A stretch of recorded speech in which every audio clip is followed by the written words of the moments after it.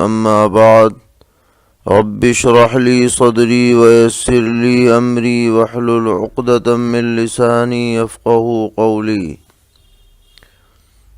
دینی رہنمائی کی 82ویں مجلس میں سبھی سامعین کی خدمت میں السلام علیکم ورحمۃ اللہ وبرکاتہ عرض ہے۔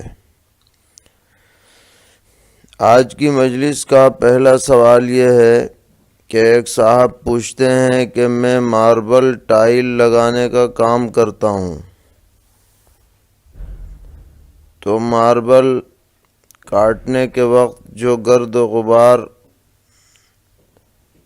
پتھر کاٹنے کی مشین چلانے کی وجہ سے اڑتا ہے اور منہ اور ناک میں جاتا ہے، کیا اس سے روزے پر کوئی اثر پڑے گا؟ تو اس سلسلے میں جواباً عرض ہے کہ آپ کو چاہیے کہ آپ منہ پر ڈھاٹا باندھ کر یا ماسک لگا کر پتھر کی کٹائی کا کام کیا کریں،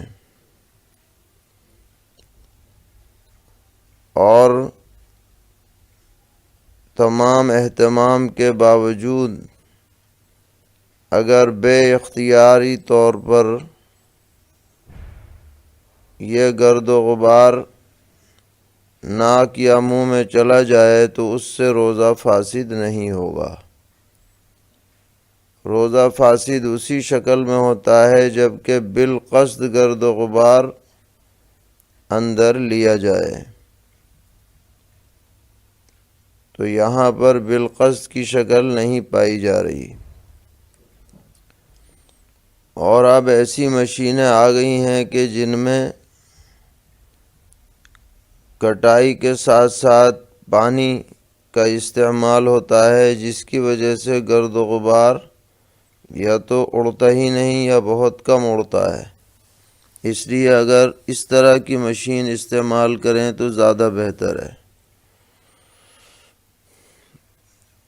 ایک سوال یہ ہے کہ چولہے پر کھانا بناتے وقت جو دھواں منہ میں جاتا ہے اس کی وجہ سے روزہ ٹوٹے گا یا نہیں؟ تو اس سلسلے میں بھی یہی حکم ہے کہ یہ جو بھاپ یا دھواں کھانا بناتے وقت منہ میں جاتا ہے یہ بالقصد نہیں جاتا، اس سے بچنا بہت مشکل ہے۔ اس لیے فقہا نے لکھا ہے کہ اس طرح کے دھوئیں کے اندر جانے سے روزہ نہیں ٹوٹے گا۔ ہاں، اگر بالقصد دھواں اندر داخل کیا جائے، مثلاً اگربتی وغیرہ کا، تو اس صورت میں روزہ ٹوٹ جاتا ہے۔ بالقصد نہ ہو تب نہیں ٹوٹے گا۔ پوچھتے ہیں کہ اگر امام وتر جماعت سے پڑھائیں اور تیسری رکعت میں تکبیر اور دعائے قنوت پڑھنا بھول جائیں اور سیدھے رکوع میں چلے جائیں، پھر پیچھے سے مقتدی لقمہ دے دے، تو اس صورت میں کیا امام رکوع سے اٹھ کر پھر سے تکبیر اور دعائے قنوت پڑھ سکتا ہے یا نہیں؟ کیا اس صورت میں نماز وتر ہوگی یا نہیں؟ تو جواباً عرض ہے کہ اگر بھولے سے امام دعائے قنوت پڑھے بغیر رکوع میں چلے جائے تو اسے واپس آ کر قنوت پڑھنے کی ضرورت نہیں ہے، بلکہ رکوع پورا کرے، پھر قومہ کر کے سجدے میں چلا جائے اور آخر میں سجدہ سہو کر لے۔ یہ سب سے بہتر طریقہ ہے۔ لیکن اگر وہ دوبارہ لوٹ کر کے آ گیا اور اس نے قنوت پڑھ لی اور پھر رکوع کیا یا نہیں کیا اور پھر سجدے میں چلا گیا تو بھی سجدہ سہو کرنے سے نماز درست ہو جائے گی، اور سجدہ سہو نہیں کیا تو نماز واجب الاعادہ ہوگی۔ پوچھتے ہیں کہ اس وقت لاک ڈاؤن کی وجہ سے گھروں میں نماز ہو رہی ہے، ہمارے بھائی گھر کی چھت پر نماز تراویح پڑھاتے ہیں اور گھر کی مستورات اسی چھت کے برابر نیچے والے کمرے میں اقتداء کرتی ہیں، اوپر کے حصے میں بعض غیر محرم بھی آتے ہیں، اور اوپر 2 صف کی جگہ خالی ہے لیکن اس میں مستورات کا نظم نہیں ہو سکے گا، تو نیچے کے کمرے میں مستورات کے لیے اوپر کی جماعت کی اقتداء کرنا درست ہے یا نہیں؟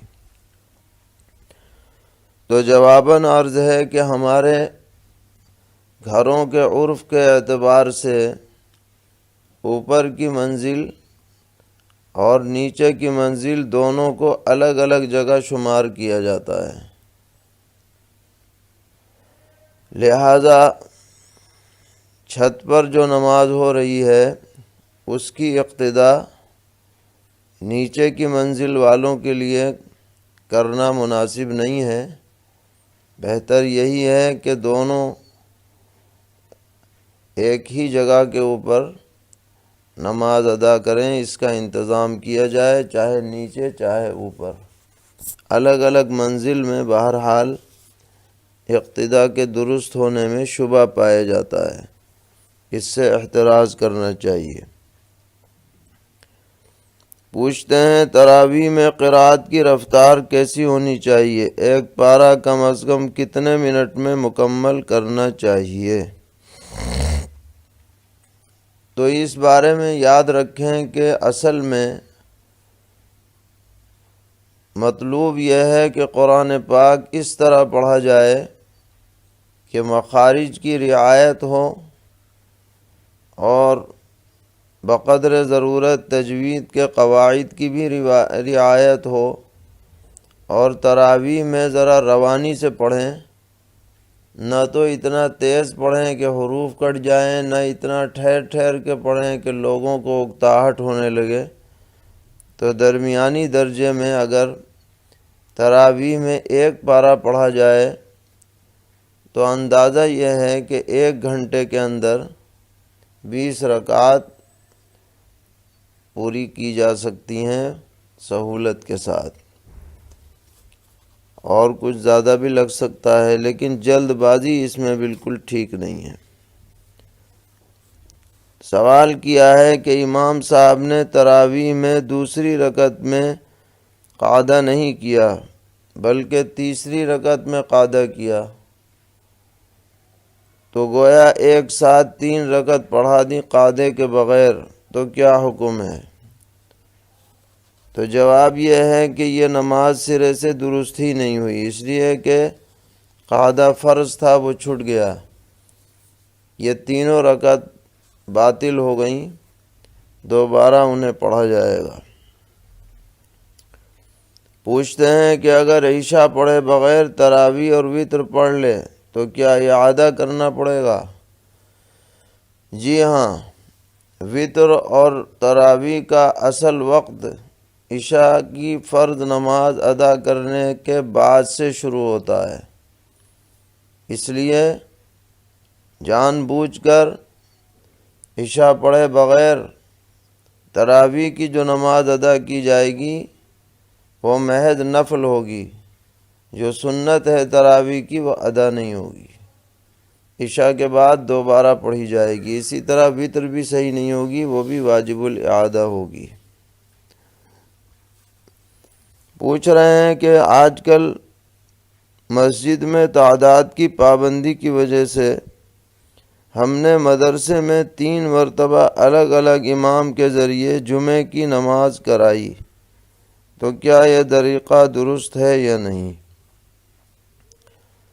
تو جواباً عرض ہے کہ مدرسے کے حصے کے اندر تکرار جماعت میں کوئی حرج نہیں ہے، خاص کر جب کہ ایسی ضرورت پیش آئے جو آج کل سامنے آ رہی ہے کہ جمعے کی نماز فرض ہے، وہ اکیلے پڑھی نہیں جا سکتی، جماعت ہی سے پڑھی جائے گی، اور تعداد پڑھنے والوں کی بہت زیادہ ہے اور مسجدوں میں تعداد محدود ہے، اس لیے مسجدوں کے علاوہ ایسے مقامات پر جہاں ہر شخص آ کر جمعہ پڑھ سکے، اس کی اجازت ہو، تو وہاں جمعے کی متعدد جماعات کرنے میں شرعاً کوئی حرج نہیں ہے۔ پوچھتے ہیں جمعے کے بعد 2 رکعت سنت مؤکدہ ہے یا 4 رکعت؟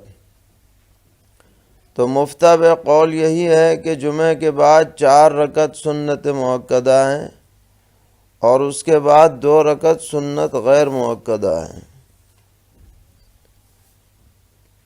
پوچھتے ہیں کہ الیکشن میں لگائے جانے والے نشان کا کیا حکم ہے، اس کے ساتھ وضو درست ہوگا یا نہیں؟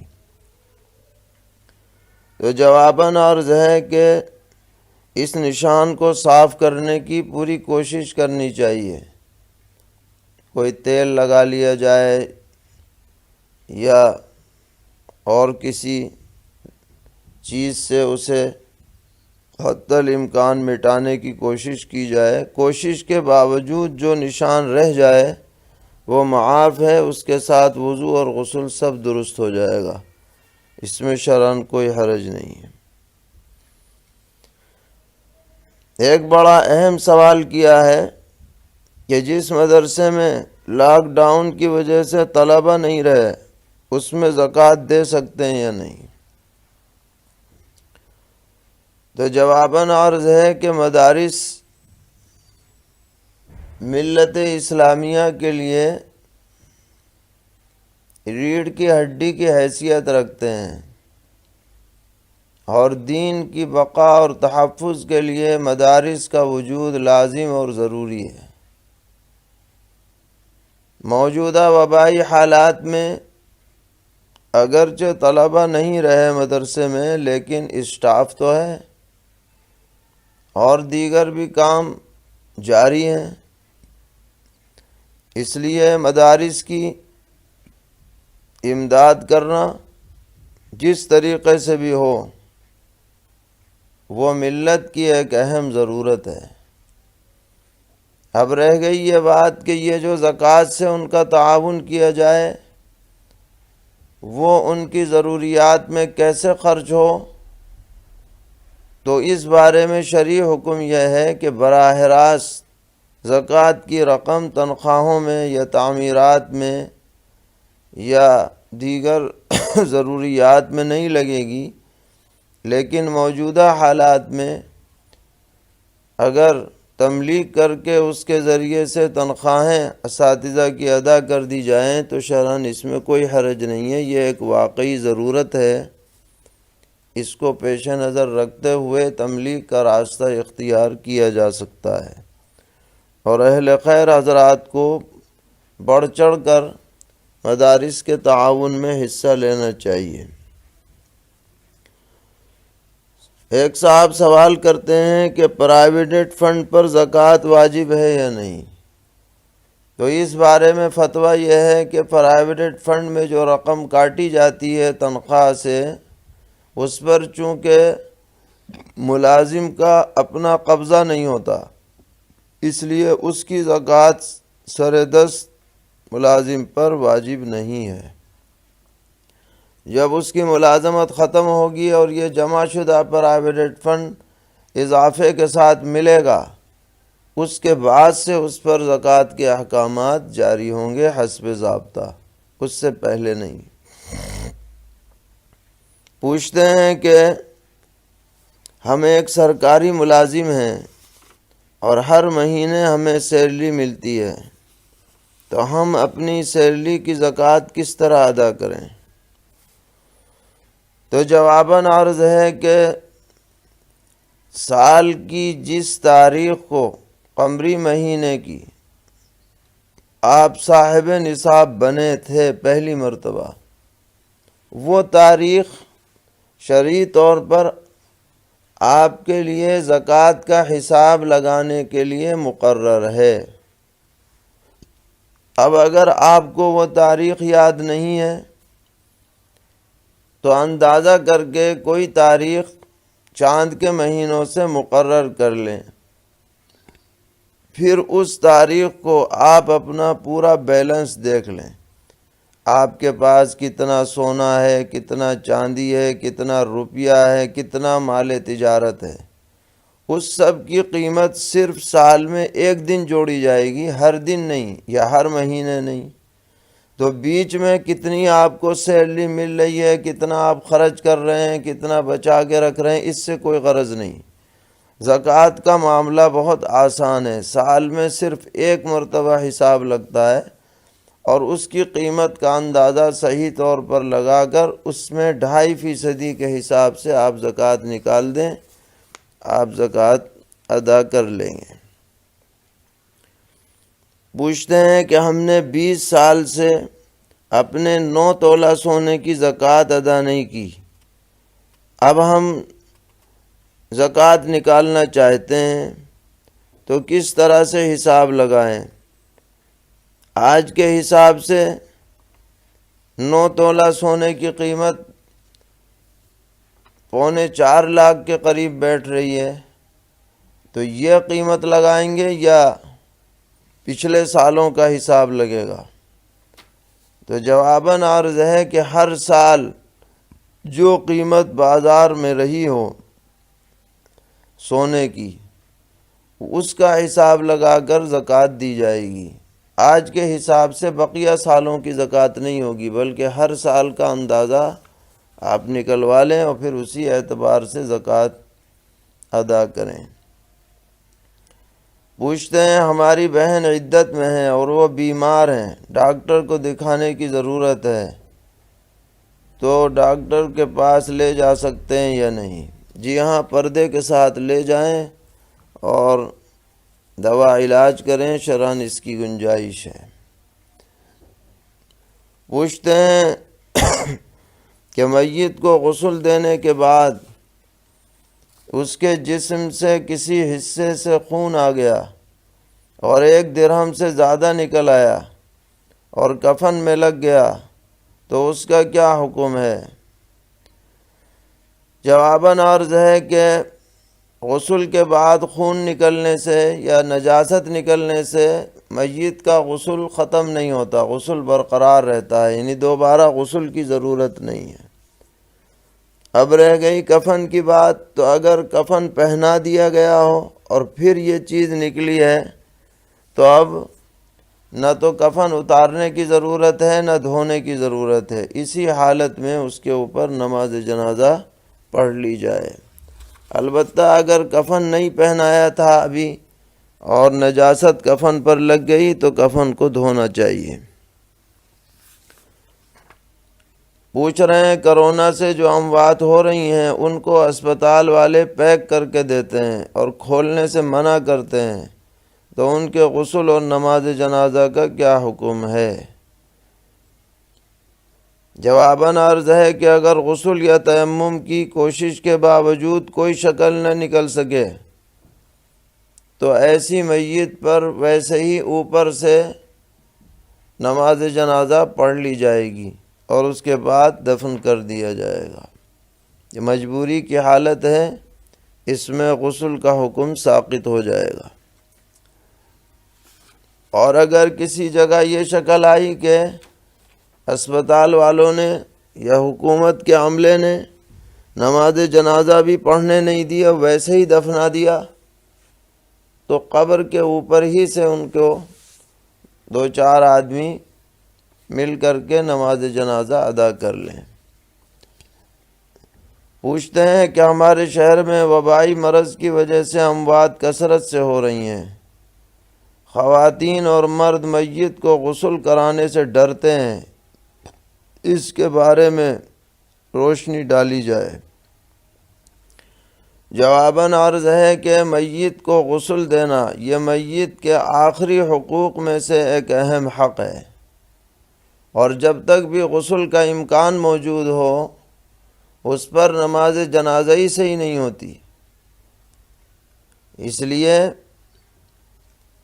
اس فرض کو ادا کیا جانا چاہیے اور ڈرنا نہیں چاہیے۔ جو مرد یا جو عورت اس کام میں آگے بڑھے گی احتیاط کے ساتھ، وہ انشاءاللہ اللہ کی نظر میں بہت زیادہ اجر و ثواب کے لوگ مستحق ہوں گے۔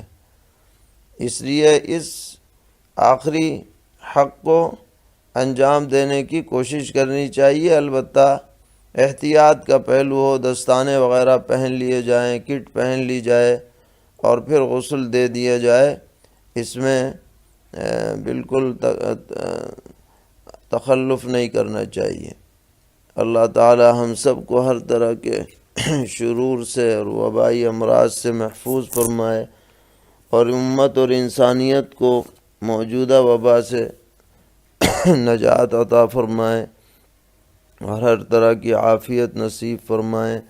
وصلی اللہ تعالی علی خیر خلقہ محمد وآلہ وصحبہ اجمعین برحمتک یا ارحم الراحمین۔